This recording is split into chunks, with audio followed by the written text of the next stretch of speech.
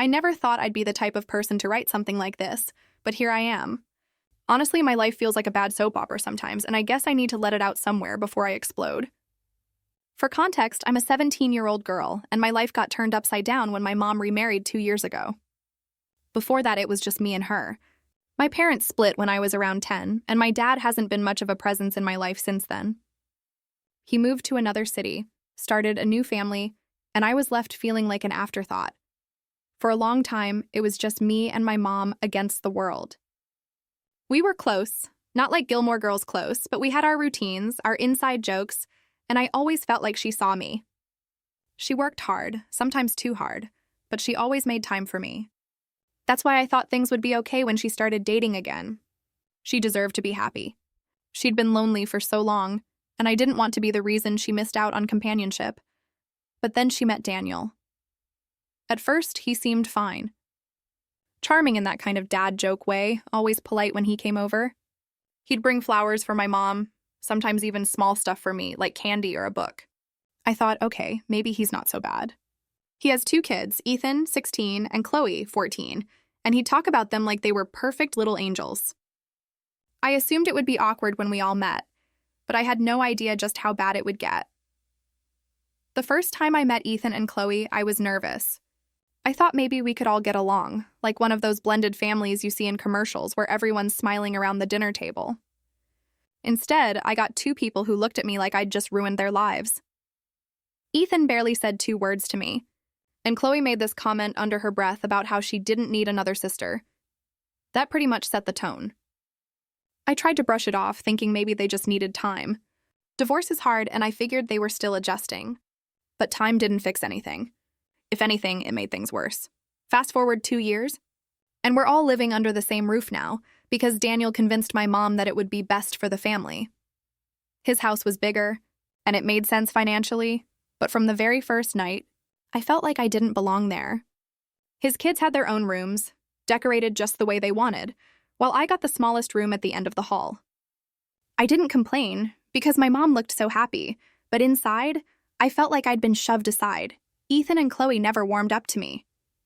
In fact, they seemed to go out of their way to make me uncomfortable. Ethan acts like he's the king of the house, strutting around like everything belongs to him. He constantly makes snide remarks like calling me the guest whenever I try to join family activities. Chloe is sneakier about it. She'll accidentally take my stuff or whisper to her dad when she thinks I can't hear. The worst part is Daniel. He doesn't outright say anything mean, but it's clear he favors his own kids. He's always praising Ethan for the smallest things, like getting a C+ on a math test, while when I brought home straight A's last semester, he barely acknowledged it. And when Chloe makes a mess, it's brushed off as teenagers being teenagers, but if I forget to take out the trash one time, I get a whole lecture about responsibility. I thought maybe my mom would notice. Perhaps she'd stand up for me, but she just keeps saying I need to try harder with them. It's like she's blind to how unfair things are. And I hate myself for thinking this, but sometimes it feels like she chose Daniel and his kids over me. One incident that really sticks out happened a few months ago. We were all supposed to have a family game night. My mom was excited about it, so I tried to push aside my feelings and join in. But the whole night was a disaster. Every time I said something, Ethan would mock me, repeating my words in this stupid voice. Chloe jokingly accused me of cheating at Uno, and Daniel laughed along with them. When I finally snapped and told them to knock it off, Daniel said I was being too sensitive and ruining the fun. I ended up excusing myself and going to my room, crying into my pillow while I heard them laughing downstairs. My mom came up later, looking guilty, but all she said was, "They'll come around, honey. Just give it time. Time. That's all I've been giving, and nothing changes." The tipping point, though, came last week. I had been saving up for months from my part-time job to buy a new laptop. My old one was barely holding on, and I needed it for school. I finally got one, and for the first time in a while, I was genuinely excited. But a few days later, I came home to find Chloe using it in her room. When I confronted her, she rolled her eyes and said Daniel told her she could borrow it. I was furious. That laptop was mine, bought with my money, and he didn't even bother asking me. When I went to him about it, he acted like I was being selfish. She just needed it for a project, he said, like that excused everything. I demanded she give it back, and Daniel gave me this look like I was some spoiled brat throwing a tantrum. My mom stayed silent through the whole thing. That night, I lay awake in bed staring at the ceiling, wondering how the hell I ended up here. I used to feel like I had a home, like I belonged somewhere. Now I feel like a stranger in my own house. I love my mom, but sometimes I resent her too. I resent that she put me in this situation, that she doesn't see how badly I'm hurting. And the worst part? I'm starting to think this is my life now. Just me, stuck in a house where I'm always the outsider, always the unwanted one. But deep down, I know I can't keep living like this. Something has to change. I just don't know what yet. After the laptop incident, things in the house felt different. Or maybe it was just me who felt different. Something broke inside me that day, like whatever fragile thread of patience I'd been holding on to finally snapped. I stopped trying to fit in, stopped laughing at their dumb jokes, stopped going out of my way to be part of family time. At first, I thought maybe if I pulled back, they'd notice. Maybe my mom would realize how bad things had gotten and step in. But instead, it just made it easier for Daniel and his kids to ignore me. Meals became the worst part of the day. Sitting around that table felt like being on the outside of an inside joke I was never meant to get. Daniel and Ethan would talk about sports, Chloe would chime in about some friend drama, and my mom would sit there smiling like everything was perfect. I'd try to join the conversation sometimes, but it always ended the same. Awkward silence, a dismissive response, or someone talking over me. Eventually, I just stopped talking at all. One night, I was quietly eating my dinner when Daniel brought up Ethan's grades. I saw your math test. Good job, buddy," he said proudly. Ethan smirked, clearly basking in the praise. I glanced over at his paper lying on the counter. A 68. I almost choked. That was what Daniel considered good? Meanwhile, I'd literally been on the honor roll every semester, and not once had he said he was proud of me. So I said something. "Didn't I just bring home a 97 on my calculus quiz?" "But okay, yeah, sure, congrats on the 68. The table went quiet. Ethan glared at me. Chloe smirked like she was waiting for me to get in trouble. Daniel set his fork down and gave me this stern dad look, the one he probably thought made him seem wise. "Listen," he said slowly. "Nobody likes a show-off. Your brother is working hard, and that deserves recognition. Your brother." The words felt like a slap. I wanted to scream that Ethan was not my brother, that nothing about this family was real, but instead I clenched my jaw and excused myself from the table. Later that night, my mom came into my room. "Why did you say that at dinner?" she asked, her tone disappointed. "Because it's true," I said. "He praises Ethan for mediocrity but ignores me when I do well. How is that fair?" she sighed. "Honey, you know Daniel is just trying to encourage his kids. They've been through a lot. And I haven't?" I snapped. "I've been through just as much. Maybe more. But no one seems to care." Her face softened, but she didn't say anything. Just gave me a weak hug and told me to be patient. Patient. Always patient. Like I hadn't been patient enough already. Things only got worse from there. Chloe started helping herself to more of my stuff. Makeup, jewelry, even clothes. When I confronted her, she'd act innocent, like she didn't know it was mine. Once I caught her wearing my favorite sweater, the one my mom had bought me for Christmas years ago. I demanded she give it back, and she literally laughed in my face. "Relax, it's just a sweater." When I went to Daniel about it, he said, "You should be flattered she likes your style."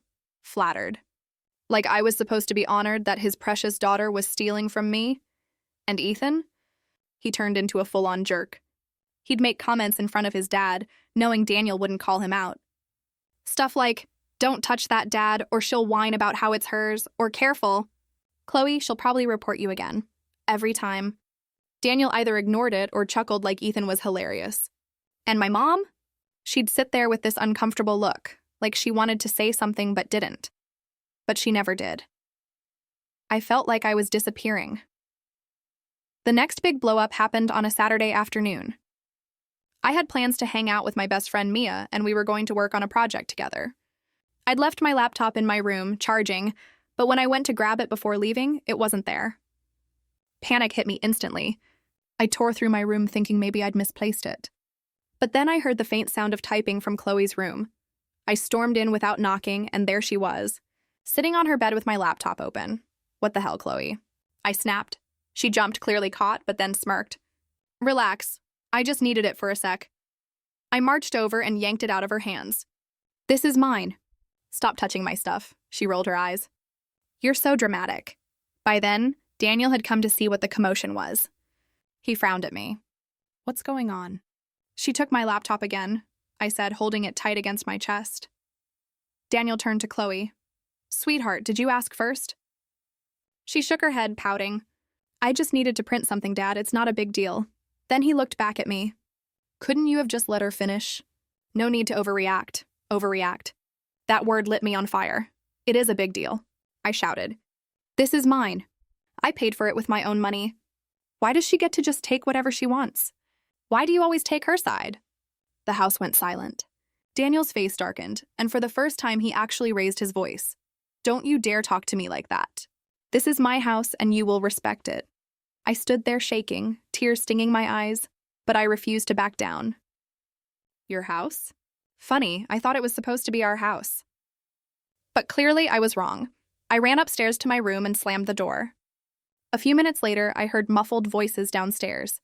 Daniel venting to my mom, Chloe playing the victim. I curled up on my bed, clutching my laptop like it was the only thing I had left. My mom came in later, looking torn. Why do you keep fighting with them? She asked quietly. Because they keep pushing me, I said, my voice breaking. And you never defend me. You just let them treat me like crap. She sat down beside me, but I pulled away. It's not that simple, she said. Daniel loves his kids, and he's trying to make this work. You need to compromise too, I laughed bitterly. Compromise? That's all I've been doing. I gave up my home, my space, my peace. What did they give up? Nothing. And you don't even see it. She looked at me with tears in her eyes, but didn't say anything. Just left the room, closing the door softly behind her. That night, lying awake, I made a decision. I couldn't keep living like this, walking on eggshells, constantly being treated like I didn't matter. I didn't know what the solution was yet, but I knew something had to give, because if it didn't, I was going to lose myself completely. After the fight about my laptop, things in the house shifted. Not in a good way. More like when a storm cloud lingers in the distance, and everyone knows it's coming closer but pretends it isn't there. Daniel barely spoke to me for days. When he did, his tone was clipped, like he was talking to some random neighbor kid instead of someone living under his roof. Chloe walked around with this smug grin like she'd won some kind of battle. And Ethan? He found new joy in making me the butt of every joke. I tried keeping my head down. I went to school, to work, to my room. Anywhere but the common areas. I told myself if I just stayed out of the way, maybe things would calm down. But avoiding people only works for so long when you're trapped under the same roof. The breaking point came 2 weekends later. Daniel had this tradition he insisted on: Sunday dinners. No excuses. Everyone had to sit together at the table like some picture-perfect family. I hated it, but my mom begged me not to skip. It's important to him, she'd say, as though his feelings mattered more than mine. That Sunday, I dragged myself downstairs, already bracing for the usual awkwardness. The table was set fancy, candles, wine glasses, the works. My mom had clearly gone all out, probably hoping it would smooth things over. We sat down, and at first it was the usual. Daniel asked Ethan about basketball practice. Chloe complained about a girl at school. My mom chimed in with supportive little comments.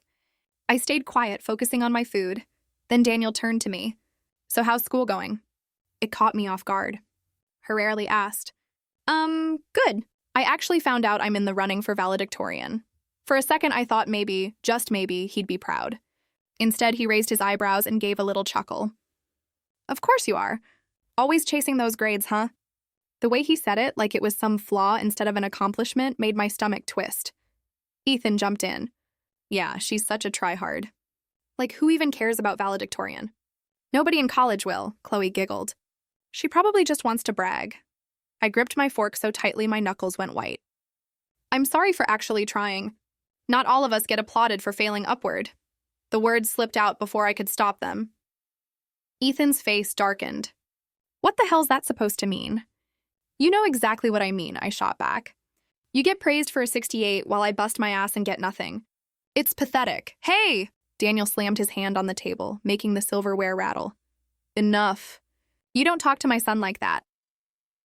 He's not my brother, I said, my voice shaking with anger. And she's not my sister. And you, I turned to him glaring, you're not my dad. So stop acting like I owe you anything. The silence that followed was deafening. My mom's face went pale. Chloe looked delighted, like she was watching her favorite reality show. Ethan muttered, "Psycho," under his breath.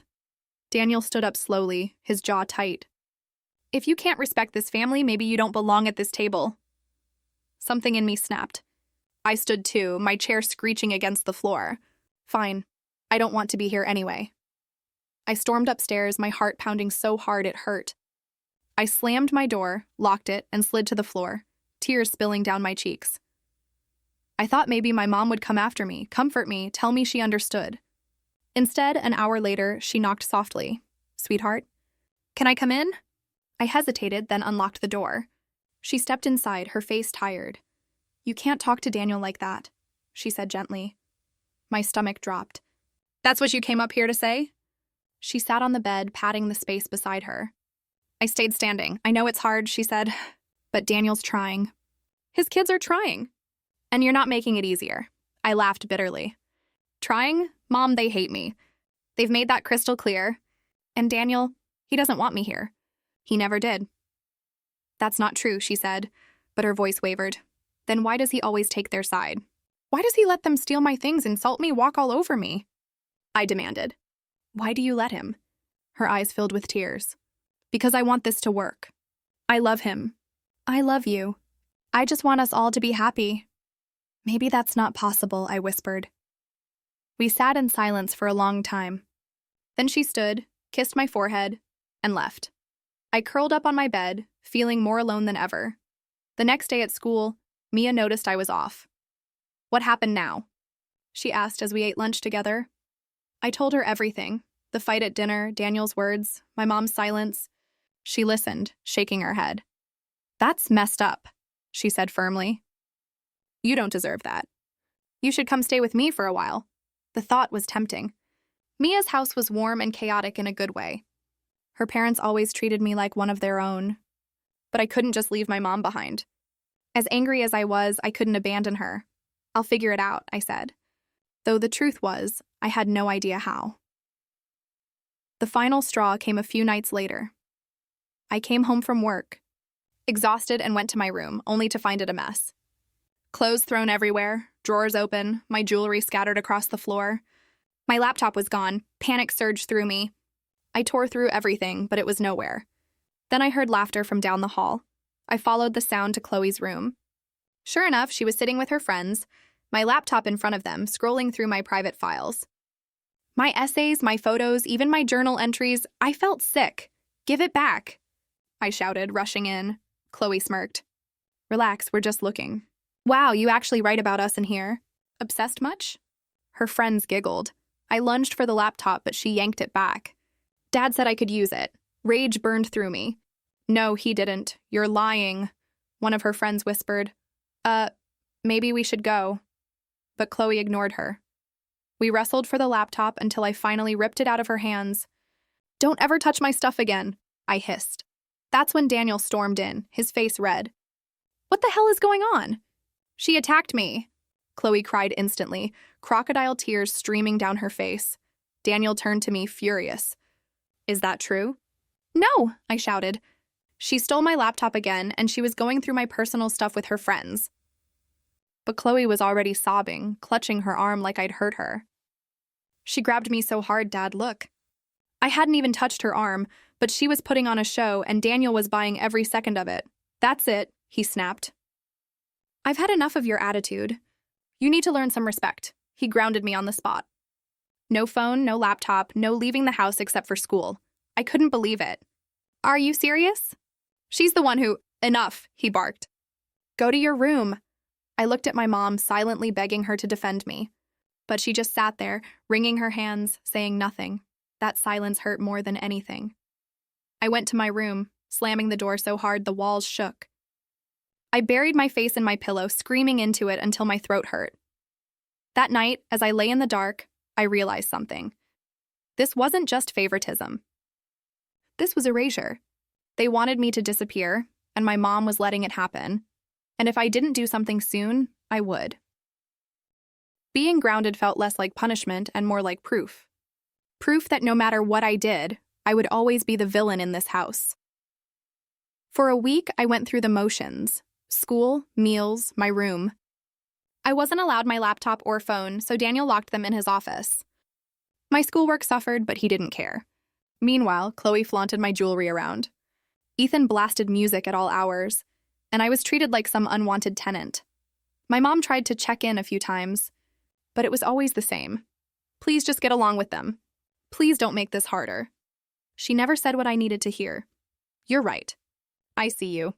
I've got your back. By Friday night, I couldn't take it anymore.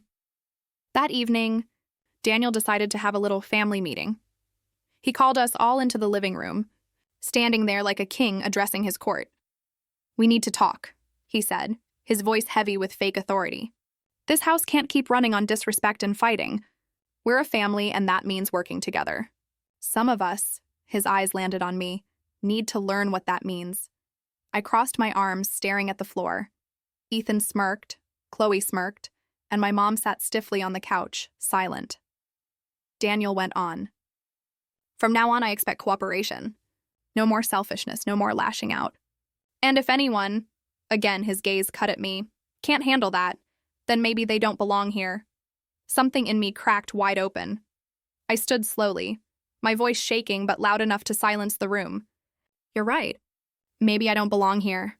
My mom's head snapped up. Sweetheart. No, Mom, don't. My throat burned with unshed tears, but I kept going. I've tried. For 2 years, I've tried to be part of this family. I've been patient, I've compromised, I've stayed quiet. And all it's gotten me is ignored, insulted, and treated like a stranger in my own home. Daniel frowned. That's not true. It is true. I cut him off, my voice rising. You praise Ethan for failing while you ignore my straight A's. You let Chloe steal my things and invade my privacy. You call this your house like I don't exist. And every time I speak up, you punish me for it. The room was silent except for my ragged breathing. Chloe's smug look faltered. Ethan looked uncomfortable. And you, I turned to my mom, my voice breaking, you just let it happen. You let them treat me like crap because you don't want to upset him. Do you have any idea what that feels like? To watch your own mom choose someone else's family over you? Her face crumpled, tears spilling down her cheeks. I grabbed my backpack from the corner, already packed with essentials. I'd been preparing for this moment all week, just in case. I can't do this anymore. I'm not staying in a house where I'm not wanted. Where do you think you're going? Daniel demanded. Away, I said firmly. Anywhere but here. And with that, I walked out. I didn't go far, just to Mia's house. Her mom welcomed me with open arms, no questions asked. They set up the guest room for me, fed me dinner, and for the first time in months, I felt safe. My mom called that night. I ignored it. She texted too, please come home. We can talk, but I didn't want to talk. Not yet. Over the next few days, I stayed at Mia's. I went to school, did my work, and laughed with her family. And each night, I ignored my mom's messages. The silence was my only weapon. On the 4th day, she showed up at Mia's. I was in the kitchen when she knocked, her face pale and drawn. Can we talk? She asked softly. I hesitated, then nodded. We went outside, sitting on the porch steps. I'm sorry, she began, her voice trembling. I should have defended you. I should have protected you. You were right. I let them treat you unfairly because I didn't want to lose him. And in the process, I hurt you. My own daughter, I stared at her, tears pricking my eyes. Do you even love me anymore? Because it doesn't feel like it. She grabbed my hand, clutching it tight. Of course I do. You're my world. I thought if I tried hard enough, I could make us one big happy family. I didn't realize what it was costing you. My throat tightened. It cost me everything, Mom. My peace, my trust in you. I can't go back there. Not if it's the same? She nodded, tears streaming down her face. Then we won't go back. If Daniel can't accept you, then maybe he's not the one for me. That stunned me. For the first time, she wasn't making excuses. I don't want to lose you, she whispered. So if it's a choice, I choose you. I broke then, sobbing into her arms like I was 10 years old again. Things didn't magically fix overnight. My mom had a long, ugly fight with Daniel after that. He accused her of caving to a spoiled teenager. She accused him of never treating me like part of the family. In the end, she packed our things and we moved out. It wasn't easy. We stayed with my aunt for a while, then found a small apartment. Money was tight, but it was just the two of us again, like it used to be.